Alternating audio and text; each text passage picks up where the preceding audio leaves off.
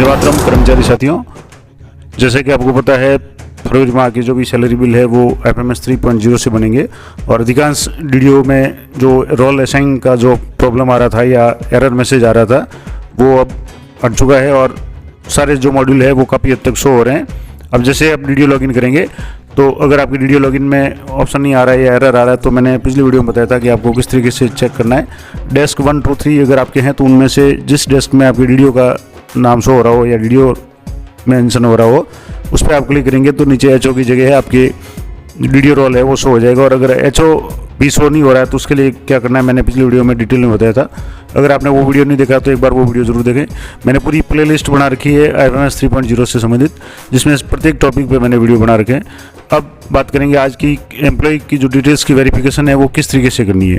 अभी एक लेटेस्ट जो आदेश आया था कल की जिसमें राजस्थान सरकार निदेशालय निरीक्षण राजस्थान की तरफ से एक महत्वपूर्ण आदेश था कि कार्मिकों को अपने SSO लॉगिन में जाकर के 3.0 पे जो है FMS उस पर जाकर के इस ESS यानी एम्प्लॉय सेल्फ सर्विस में जाकर के अपने प्रोफाइल में जो भी अपडेट वगैरह करना था तो वो सारा काम आप कर लें। उसके बाद में डीडीओ लेवल पे वेरिफिकेशन एम्प्लॉय का किस तरीके से होगा उसका मैं आपको कुछ इंपॉर्टेंट जानकारी दूंगा, पूरी डिटेल आपको बताऊंगा।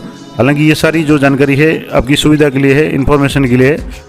कृपया जो भी विभागीय आदेश है उसकी पालना के अनुसार ही आप काम करें। तो अब जैसे यहाँ से जो अलग अलग इसमें ऑप्शंस आ रहे हैं जैसे माइक टास्क है, माइक टास्क में अभी रोल असाइन का ऑप्शन नहीं आ रहा तो वो सबसे पहले ज़रूरी है, उसके बाद ही सारे काम होंगे। लेकिन उसके बाद में जैसे यहाँ एम्प्लॉय मैनेजमेंट है तो एम्प्लॉय मैनेजमेंट में एम्प्लॉय रजिस्ट्रेशन का जो ऑप्शन है तो वो भी अभी एक्टिव नहीं हुआ है। एम्प्लॉय रजिस्ट्रेशन में नए जो भी एम्प्लॉय है उनकी रजिस्ट्रेशन का प्रोसेस होगा तो उसके लिए मैंने जो वीडियो पहले भी बना रखा है लेकिन अभी इसमें जो प्रोसेस शुरू नहीं हुआ है। इसके बाद जैसे एम्प्लॉय मॉडिफिकेशन है, प्रोफाइल मॉडिफिकेशन है, उसमें तो जैसे आप किसी कर्मी का प्रोफाइल अगर आप मॉडिफाई करना चाहें तो उसके लिए किस तरीके से करना है उसका संबंध में मैंने पिछले वीडियो में डिटेल में बताया था। और भी अगर आप जानना चाहें तो मैं इसमें जैसे एक और इम्पोर्टेंट बात थी जिसमें वेरिफिकेशन की बात कर रहे थे तो वेरिफिकेशन आपको किस तरीके से करना। तो एम्प्लॉय वेरिफिकेशन यहाँ करने के लिए यहाँ जैसे नीचे स्क्रॉल करेंगे तो यहाँ पोस्ट डेजिग्नेशन मैपिंग के नीचे वेरिफिकेशन आएगा और यहाँ एम्प्लॉय वेरिफिकेशन इस पर आपको क्लिक करना है। तो यहाँ आपके सामने जितने भी एम्प्लॉय है वो शो हो जाएंगे। अभी जैसे यहाँ डिफ़ॉल्ट 5 संख्या दी हुई है तो आप 5 की जगह यहाँ से जैसे ज़्यादा कर देंगे तो सारे एम्प्लॉय जो भी आपके अंडर में है वो सारे शो हो जाएंगे। अगर कोई एम्प्लॉय नहीं आ रहा तो आप एक बार अच्छी तरह से चेक कर लें। अब उसके बाद में वेरीफाई आपको किस तरीके से करना है तो मैं एक कार्मिक है उनकी डिटेल्स को वेरीफाई करने के लिए आपको बताता हूँ किस तरीके से करना है। हालांकि ये सारी जानकारी आपकी सुविधा के लिए है। अब यहाँ से जैसे कोई भी कार्मिक है इसकी यहाँ ID पे सेलेक्ट करेंगे तो पे डिटेल वगैरह है वो शो होगी। मैं आपको दोबारा एक बार करके बता देता हूँ। जैसे यहाँ इस तरीके से जब क्लिक करेंगे यहाँ ID पे तो एम्प्लॉय का नाम, एम्प्लॉय ID, डेजिग्नेशन है, ऑफिस का नाम, डिपार्टमेंट का नाम, प्राण नंबर, सर्विस कैटेगरी वगैरह ये शो होंगे। इसके अलावा अन्य जो भी है यहाँ अलाउंस की डिटेल भी शो होगी। अब यहाँ से अलाउंस डिटेल पर क्लिक करेंगे तो बेसिक पे है, DA है, HRA है। इसके अलावा यहाँ से डिडक्शन है, इनकम टैक्स है, LIC premium, SI, GPF, GHS जो भी है वो यहाँ से सारे शो होंगे। तो ये तो हो गया एम्प्लॉय डिटेल में। लेकिन वेरीफाई के लिए आपको क्या करना पड़ेगा तो वेरीफाई के लिए यहाँ से ये वेरीफाई ऑप्शन ये नीचे दिया हुआ यहाँ पे आपको क्लिक करना है। उससे पहले आप चेक कर लें कि एम्प्लॉय ID हो, नाम हो, GPF नंबर है, GPF 2004 के नंबर अपडेट है या नहीं है, पद कौन सा है और ग्रुप कौन सा है। इसके अलावा डेट ऑफ बर्थ यहाँ से होगी, एक्टिव है या इनएक्टिव है वो जरूर चेक कर लें। परमानेंट, टेम्परेरी, प्रोविजन जो भी है, रेगुलर, और उसके बाद में यहाँ वेरीफाई पे क्लिक करना है। अब यहाँ जैसे भी वेरीफाई पे क्लिक करेंगे तो आपको क्या क्या चीज़ें चेक करनी है, कौन सी चीज़ें आपको देखनी है कि जो एडिटेबल है या नॉन एडिटेबल है मैं आपको बता दूं।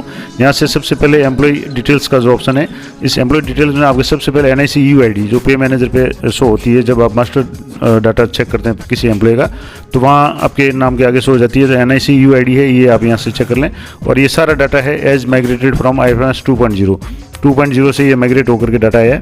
अब इसमें यहाँ टू बी अपडेटेड अगर कोई करना चाहे तो यहाँ अपडेट का ऑप्शन है और टिक इफ़ चेंज रिक्वायर्ड, और अगर कोई चेंज करना है तो उसके लिए आपको टिक करना है।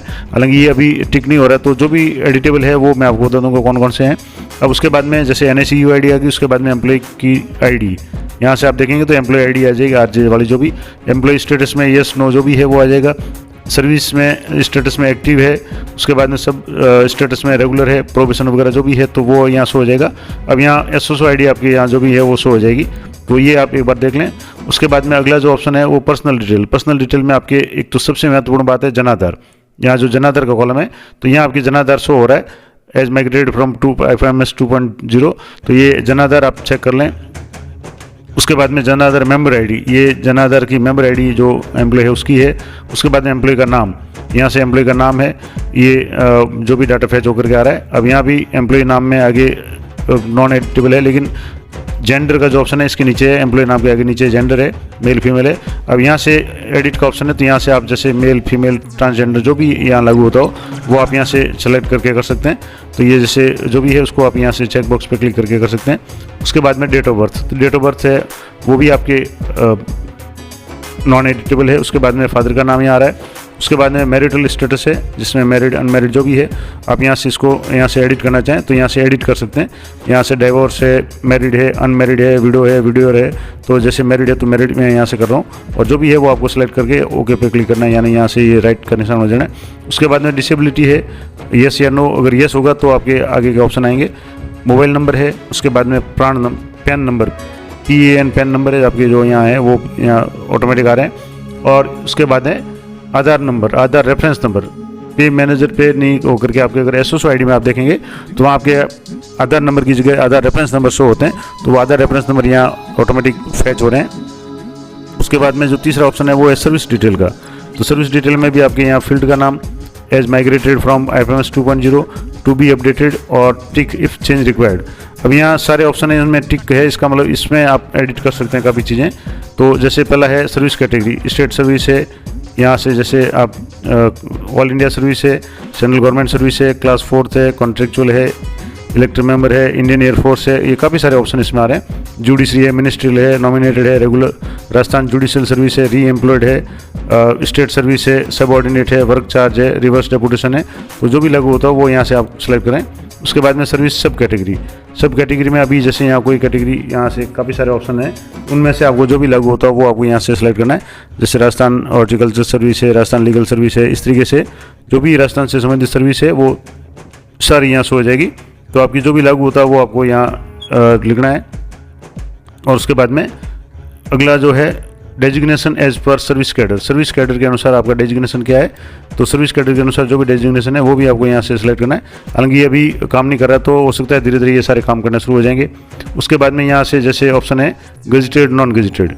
अब जैसे गजेटेड है या नॉन गजेटेड, तो जैसे मान लो यहाँ नॉन गजेटेड आ रहा है तो यहाँ से चेक बॉक्स पर क्लिक करके आप यहाँ से जो ऑप्शन है इसमें एडिट का ऑप्शन है, लेकिन अभी भी ये एडिट नहीं हो रहा है, तो ये आपको एक बार एडिट करना है, क्योंकि ये जैसे गलत है तो इसको एडिट करना है। तो धीरे धीरे थोड़ा सा वेट करें, कुछ ऑप्शंस हैं वो ऑटोमेटिक सही हो जाएंगे, कुछ है आप थोड़ा सा वेट करना पड़ेगा। पेरेंट डिपार्टमेंट है, आपको यहाँ से सिलेक्ट करना है, तो लेकिन अभी भी ये इसमें भी ऑप्शन है वो काम नहीं कर रहा है। तो जो भी ऑप्शन काम कर रहे हैं वो आप एक बार चेक कर लें। उसके बाद में यहाँ से अगला जो ऑप्शन है करंट डिपार्टमेंट, तो करंट डिपार्टमेंट जैसे सेकेंडरी एजुकेशन डिपार्टमेंट बीकानेर है, माध्यमिक शिक्षा बीकानेर, तो वो आप देख लें, चेक कर लें। उसके बाद में designation at the first appointment, आपकी पहली जो सर्विस लगी उस समय आपका पद कौन सा था, तो जो भी पद था वो यहाँ से आपको लिस्ट में से यहाँ से ड्रॉप डाउन जो लिस्ट है उसमें से सिलेक्ट करना है। लेकिन अभी भी यहाँ से जैसे आप देखेंगे तो यहाँ से ऑप्शन आ रहे हैं क्लास चतुर्थ श्रेणी कर्मचारी या विषय अध्यापक या अध्यापक वगैरह, जो भी आपके यहाँ पद प्रथम श्रेणी में आपका जो भी पद था या फर्स्ट पोस्टिंग में आपका जो भी पद था वो यहाँ से आपको इस तरीके से सिलेक्ट करना है।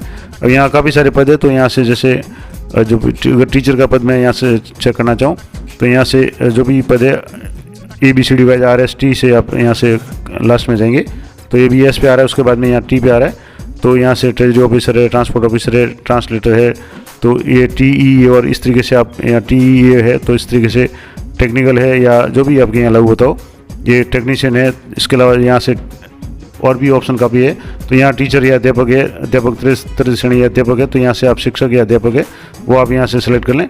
तो यहाँ से जैसे मैंने ये शिक्षक सिलेक्ट कर लिया, और उसके बाद में अब शिक्षक में यहाँ से जैसे गजेटेड में आपके यहाँ भी कुछ ऑप्शन शो हो रहे हैं, तो जो भी ऑप्शन आपके लागू होते हो वो आप यहाँ से करें। उसके बाद में ये तो हो गया पोस्ट मैप्ड इन करंट ऑफिस में आपकी कौन सी पोस्ट मैप है, यहाँ से जैसे व्याख्याता स्कूल है तो वो आप यहाँ से देख लें।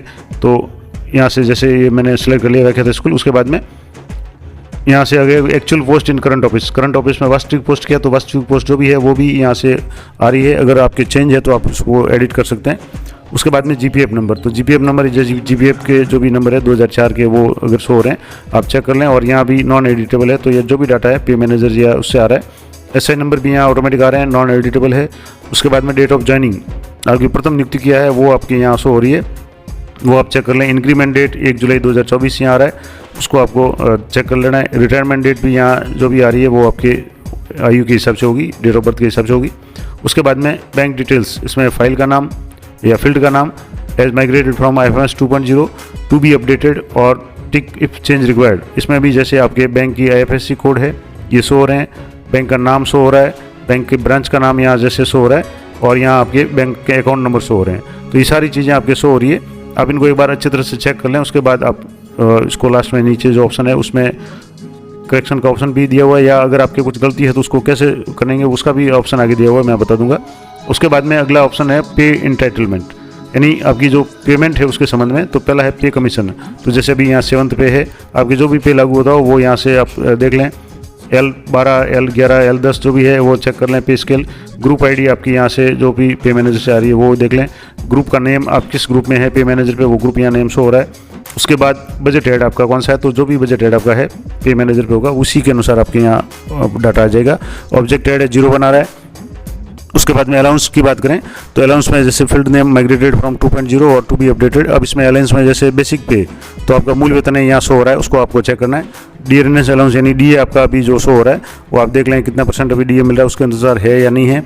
उसके बाद में HRA यानी जैसे 9% है, या जो बड़े सिटी है उनमें कितना % जो भी आपको मिलता हो वो आप चेक कर लें सही है या नहीं है। उसके बाद में डिडक्शन भी आप यहाँ ऑटोमेटिक आ रही है कि इनकम टैक्स का आपका ये सारा डाटा जनवरी की सैलरी का आ रहा है, क्योंकि इनकम टैक्स अभी मैंने जैसे बंद कर दिया लेकिन जनवरी में जो कटा था वो यहाँ शो हो रहा है। LIC की अगर आपकी डिडक्शन है तो वो शो हो रही है, SI की डिडक्शन शो हो रही है कितना है, GPF 2004 की डिडक्शन कितनी है और RGSS की कितनी है, ये सारी डिटेल्स यहाँ शो हो रही है। ये भी नॉन एडिटेबल है फिलहाल। उसके बाद में फैमिली डिटेल्स है, तो मेंबर वन में आपके जैसे यहाँ नाम आ रहा है, और उसके बाद में यहाँ डेट ऑफ बर्थ आ रही है। उसके बाद में वर्किंग नॉन वर्किंग आ रहा है, और रिलेशनशिप जैसे वाइफ हस्बैंड जो भी है वो आ रहा है। ये इसमें अभी 2-3 जो ऑप्शन है वो एडिटेबल है। जैसे वर्किंग है, मान लो कोई वर्किंग है, उसके बाद में नॉन वर्किंग है, तो यहाँ से वर्किंग नॉन वर्किंग आप सेलेक्ट कर सकते हैं। यहाँ से जैसे वर्किंग है तो उसको अगर नॉन वर्किंग करना चाहे नॉन वर्किंग को वर्किंग करना चाहे तो भी हो जाएगा। उसके बाद में रिलेशनशिप में जैसे वाइफ है, यहाँ भी जैसे नाइस, नेफ्यू, सन, डॉटर जो भी रिलेशन आपका है वो आपको यहाँ से सिलेक्ट करना है। ये 2 जो ऑप्शन है यहाँ रिलेशनशिप और वर्किंग नॉन वर्किंग, ये एडिटेबल है, यहाँ आपके राइट का निशान है और ये एडिटेबल है, तो इसको आप एडिट कर सकते हैं। उसके बाद में है अगला है मेंबर 2 में आपके जो दूसरा नाम आ रहा है वो फैमिली मेंबर्स का जो पे मैनेजर पे फीड है वो आ रहा है। तो जैसे इसमें डॉटर का नाम आ रहा है, डेट ऑफ बर्थ आ रही है, उसके अलावा वर्किंग नॉन वर्किंग आ रही है, और डॉटर सन जो भी रिलेशनशिप है वो यहाँ से हो रहा है, इसको भी आप चेंज कर सकते हैं। तो वर्किंग नॉन वर्किंग दोनों को आप चेंज कर सकते हैं, और डॉटर सन रिलेशन वाला जो भी कॉलम है उसको आप चेंज कर सकते हैं। उसके बाद में दूसरे जो मेंबर है परिवार का उसका भी नाम यहाँ शो हो रहा है, सन डॉटर जो भी है, उसके बाद में इनकी डेट ऑफ बर्थ आ रही है, वर्किंग नॉन वर्किंग आ रहा है, और सन या डॉटर या जो भी रिलेशन है वो आ रहा है। ये सारी चीज़ चेक कर लें, और यहाँ भी दोनों में आपके एडिट का ऑप्शन है। अब मान लो ये सारी डिटेल्स अगर सही है तो आप इज वेरीफाइड तो येस पे क्लिक करना है, अगर वेरीफाइड नहीं है तो आपको वो नो पे करना है। या अगर आप एम्प्लॉय लेवल से इसको वेरीफाई करके भेजेंगे, जो कि ऑप्शन अभी शुरू नहीं हुआ है, तो निर्देश तो ये अभी आए हैं कि एम्प्लॉय को पहले अपने खुद की SOSO में जाकर के IFMS में जाकर के डाटा है वेरीफाई करना है, लेकिन वो जब भी शुरू होगा तब आप करें। और करने के बाद मुझे लगता है कि वहाँ से डाटा अगर वेरीफाइड होगा तो यहाँ ऑटोमेटिकली वेरीफाइड शो हो जाएगा, येस आ जाएगा, और उसके बाद में यहाँ सबमिट का ऑप्शन आएगा। हालांकि अभी सबमिट का ऑप्शन ये एक्टिव नहीं है, यहाँ नीचे आप देखेंगे तो सबमिट का ऑप्शन अभी एक्टिव नहीं है, क्योंकि हो सकता है अभी थोड़ा सा इसमें डाटा फैचिंग वगैरह में प्रोसेस में टाइम लग रहा है, तो धीरे धीरे ये सारा प्रोसेस हो रहा है। अब एक मैंने बताया था कि अगर आपके कुछ इसमें गड़बड़ है या कुछ आप रेज करना चाहते हैं कोई भी रिक्वेस्ट, तो यहाँ raise request to OTA, raise request to OTA, यहाँ पे आप जैसे क्लिक करेंगे तो आपके यहाँ जो भी रिमार्क आप लिखना चाहें, जो भी रिमार्क आप लिखना चाहें कि जो भी डाटा अपडेट करना है तो प्लीज़ अपडेट डाटा वगैरह जो भी आप करना चाहें, वो रिमार्क का ऑप्शन भी यहाँ है, और रिमार्क यहाँ सबमिट करना है। तो ये रिमार्क और सबमिट करने का ऑप्शन भी मैंने आपको बता दिया, और इस तरीके से आपको सारी डिटेल्स चेक कर लेनी है। अब जहाँ जहाँ भी आपके इसमें कमी है या कुछ बदलाव है उसको आप नोट कर लें, और जिस लेवल से होगा वो मैं आगे बताता रहूँगा, क्योंकि अभी भी काफ़ी चीज़ें हैं वो अभी इसमें नहीं आ रही है।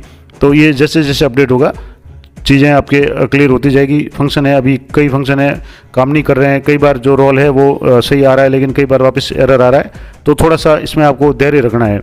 सबसे बड़ी बात, मैं अधिकांश जो भी कमेंट आ रहे हैं उनमें कई लोग कई तरह की जो समस्याएं बता रहे हैं, तो उन सभी को मैं कहूँगा कि थोड़ा सा आप धैर्य रखें। अभी ये सिस्टम कल से ही वीडियो रोल असाइन होने शुरू हुए हैं, कुछ के 1-2 दिन पहले हो गए थे, लेकिन अभी भी कई लोगों के रोल असाइन नहीं हुए हैं, तो थोड़ा सा आपको वेट करना है। और अगर आपके एचओ रोल शो हो रहा है तो आपको निश्चिंत रहें, आपके डीडीओ रोल भी शो हो जाएगा। लेकिन अगर एचओ रोल भी शो नहीं हो रहा है तो आपको अपनी मैपिंग के लिए जो भी ईमेल वगैरह है वो मैंने पिछले वीडियो में डिटेल में बताया, वो आप ज़रूर करें। तो ये पूरी जानकारी थी कि आपको एम्प्लॉय की जो वेरिफिकेशन है, एम्प्लॉय वेरिफिकेशन आपको किस तरीके से करना है। तो यहाँ से जो भी किस भी कार्मिक आप करना चाहें वो डीडीओ लेवल पे है, लेकिन ये सारी जानकारी अभी मैं आपको बता रहा हूँ सिर्फ आपकी सुविधा के लिए। जब भी इसके संबंध में कोई आदेश आए तभी ये कार्य करें। हालांकि अभी भी जैसे सबमिट का ऑप्शन नहीं आ रहा है, तो आप अगर कर भी देंगे तो सबमिट नहीं होगा, लेकिन जब भी ये प्रोसेस शुरू हो जाएगा आपको यही तरीका अपनाना पड़ेगा। तो मैंने पूरा डिटेल आपको बता दी, और कौन कौन सी चीज़ें या कौन कौन से डाटा आपको तैयार रखने हैं, आपको चेक करने हैं आपकी सर्विस बुक से। और मैंने हर वीडियो में बताया कि इस बारे में जनाधार है वो काफ़ी महत्वपूर्ण है, तो जनाधार आपका तैयार रखें, अपडेटेड रखें। उसमें अगर मिसमैच है तो आप उसको सही करवा लें ताकि आपके बाद में समस्या नहीं होए। अगले वीडियो में हम और किसी जो मॉड्यूल है, इसमें काफ़ी सारे मॉड्यूल है जिसमें जैसे पोस्ट मैपिंग का है, ग्रुप मैनेजमेंट का है, कि ग्रुप क्रिएशन है, ग्रुप एलोकेशन है, ग्रुप डी एलोकेशन है, उसके बारे में बात करेंगे। तो ये अलग अलग जो भी मॉड्यूल है धीरे धीरे काम करना शुरू करेंगे, और जैसे जैसे आपके आदेश आएंगे या और भी कोई विभागीय निर्देश होंगे उसी की पालना में ये सारा काम आप करें। आप जो भी मैं बता रहा हूँ वो आपकी जानकारी के लिए बता रहा हूँ, ताकि एक बार आप इस पूरे सिस्टम से परिचित हो जाएं। जैसे SNA जो नया था तो उस समय कई लोगों को समस्या आ रही थी, लेकिन अब सबको पता चल गया किस तरीके से काम होता है। तो उसी तरह से FMS 3.0 भी अभी थोड़ा सा नया है। धीरे धीरे जैसे ही PM मैनेजर की तरह सारा काम आपको समझ में आ जाएगा तब काफ़ी इजी हो जाएगा, डाटा सारा फीड हो जाएगा। अभी थोड़ा सा इसी शुरुआती दौर में है, तो थोड़ा सा धैर्य रखें, और मैं अलग अलग टॉपिक पे आपको वीडियो बना करके बताता रहूँगा। तो कृपया चैनल को सब्सक्राइब कर लें, और जो भी वीडियो आपको अपलोड होगा मैं आपको, या जो भी इस बारे में जानकारी होगी, वीडियो के रूप में या कम्युनिटी टैब पे देता रहूँगा। और सब्सक्राइब अगर आप कर लेंगे तो जो भी वीडियो अपलोड होगा तुरंत उसका आपको नोटिफिकेशन मिल जाएगा। तो ये थी महत्वपूर्ण जानकारी FMS 3.0 के संबंध में, एम्प्लॉय वेरिफिकेशन के संबंध में। आशा करता हूँ आपके लिए उपयोगी रहेगी। इसी तरह की अपडेटेड जानकारी के लिए चैनल पे बने रहें। इसके अलावा पे मैनेजर या अन्य जो भी SNA है या इनकम टैक्स वगैरह से संबंधित प्रत्येक टॉपिक पे मैंने वीडियो बना रखे हैं। और अगर आपके भी परिवार में या आपके विद्यालय में अगर आप शिक्षक हैं या आपके आड़ोस पड़ोस में कोई भी बच्चा अगर कक्षा 12 में है और पॉलिटिकल साइंस उसके विषय है, तो पॉलिटिकल साइंस के बहुत ही अच्छे वीडियो मैंने 10-10 मिनट के पूरे एक पार्ट का रिवीजन 10 मिनट में क्विक रिवीजन की वीडियो बना रखे हैं। वो आप ज़रूर एक बार बच्चों को शेयर करें। और विगत 2 सालों में जो भी बोर्ड की परीक्षा उसमें से लगभग 100% प्रश्न हैं मेरे इन वीडियो में से आए हैं, तो वो ज़रूर अपने स्टूडेंट्स को या अपने जो भी परिवार के कोई सदस्य या स्टूडेंट है उनको शेयर करें। तो मिलते हैं नेक्स्ट वीडियो में, तब तक जय हिंद, जय भारत।